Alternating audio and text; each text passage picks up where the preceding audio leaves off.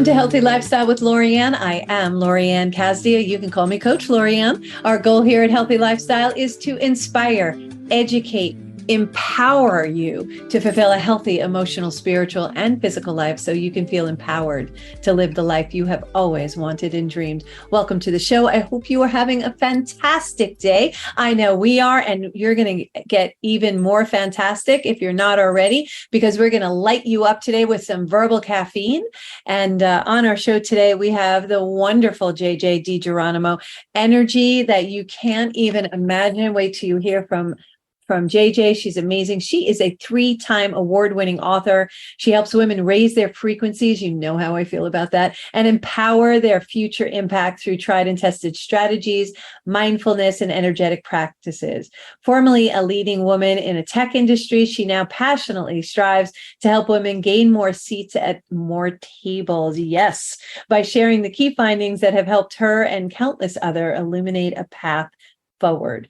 Featured in publications such as Forbes, the Wall Street Journal, and Thrive Global, DiGeronimo is regularly invited speaker for events and conferences. I know she does retreats. We'll talk about that. And her work includes her 3 books, 2 podcasts, 2 global online communities, in-person experiences, and a plethora of other things. And you can discover her work at www.jjdigeronimo.com. You can find the information below, not to worry. Her 3 books titled The Working Woman's GPS, which is funny because I always say I'm the GPS guidance system for my clients, Accelerate Your Impact. And of course, her most recent and most renowned book is Seeking. So happy to have you. Welcome to the show, JJ. Oh, this is amazing. This is amazing. Thank you.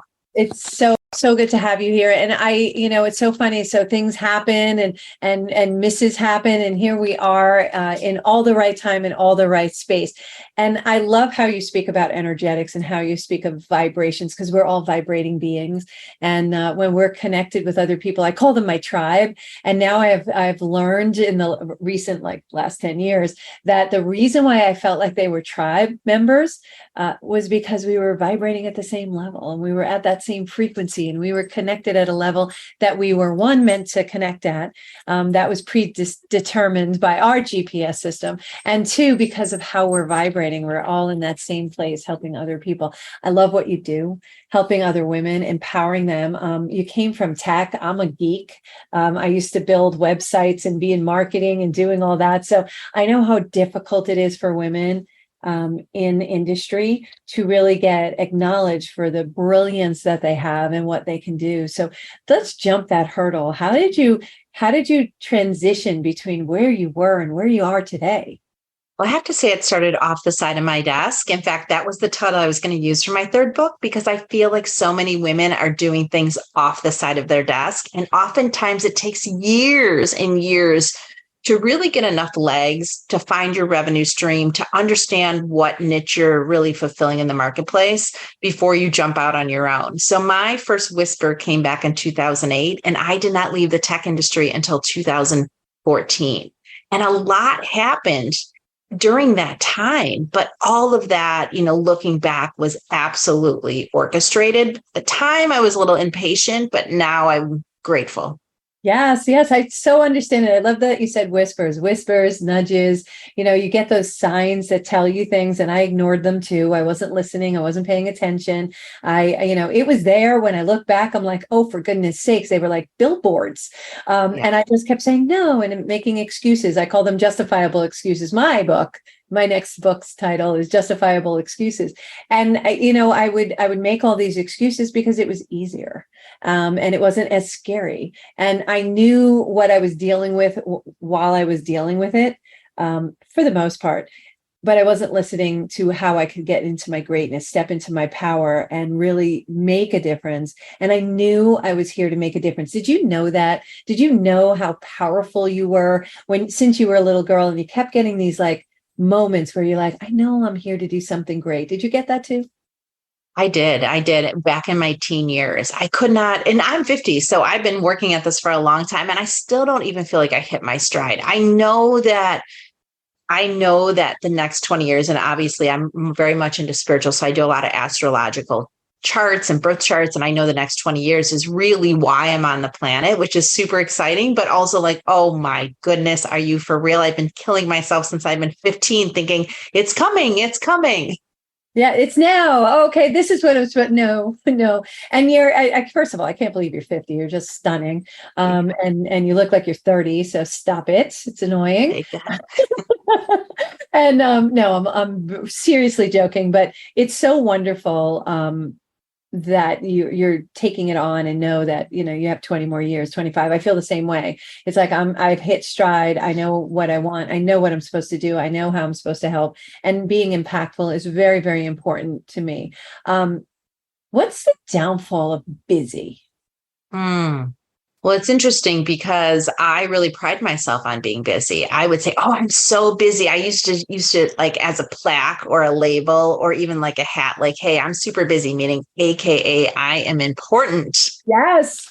Yes. Yes. And so I was so busy being busy that I missed the signs too. Very similar to what you're saying. Like I was either focusing on the past of how I could have done things better or things I should have said or did differently, or I was planning for the future. And I didn't really realize that there was a whole space in between those two things that actually are much more connected and much more in the flow. And it wasn't until 2016 when I ended up in a therapist's office saying, I have no joy. I'm depleted. I'm just like at my wit's end. I don't know what to do. I had things crumbling in my personal life, which now I know were complete signs and almost like those tower cards that were happening.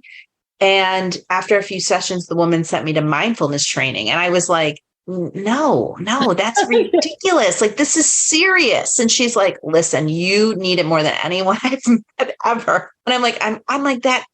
You must be a ridiculous doctor, because who would possibly tell somebody that was where I was at to do that? But I will tell you that she was one of my guides, one of my angels.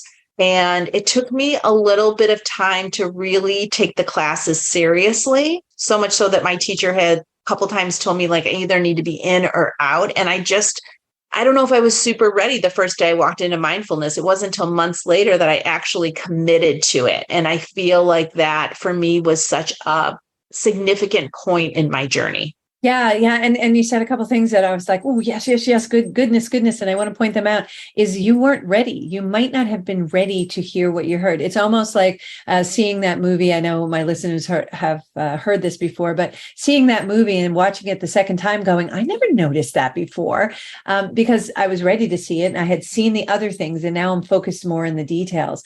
And we have to be ready to accept the changes in. So when one says, I wish I had known then what I know now, we weren't ready for it then. We needed all these experiences to be ready for it exactly now, or exactly where we were supposed to be. And like you, many years went by while I was like trying to figure out what's going on, lost myself, the whole 9 yards. And it took that huge pivot in order for me to make that decision to just say, no, I'm doing this, and trusting.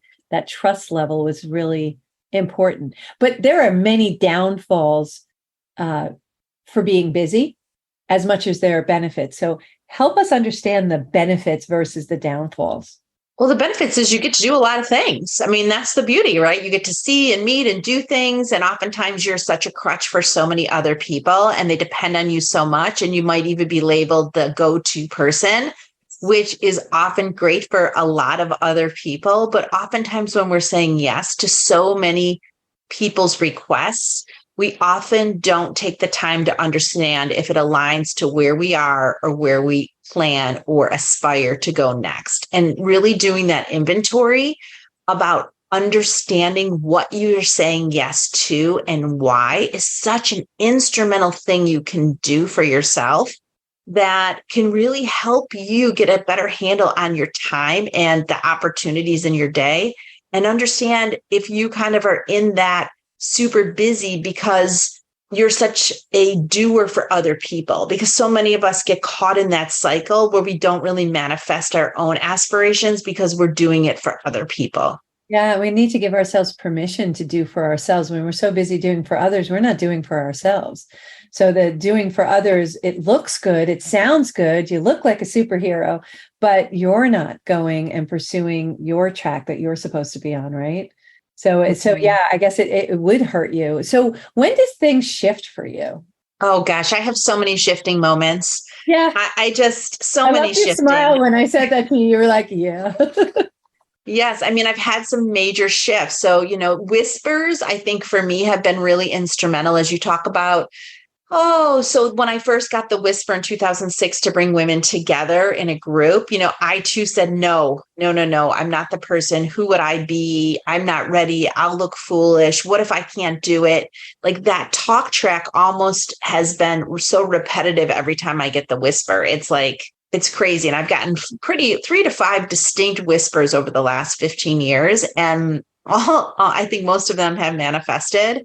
But the idea is that you have to be present to hear that. You have to be present. So you can't be focusing on the past or planning for the future. You have to be in the present moment, and you have to understand what your ego is saying, because your ego will bypass the whisper as quickly as you let it. And oftentimes, if you're not in the present moment, you're not really aware of the whisper. You think it might be a thought or idea, but your ego talks you out of it before you even give it time to simmer.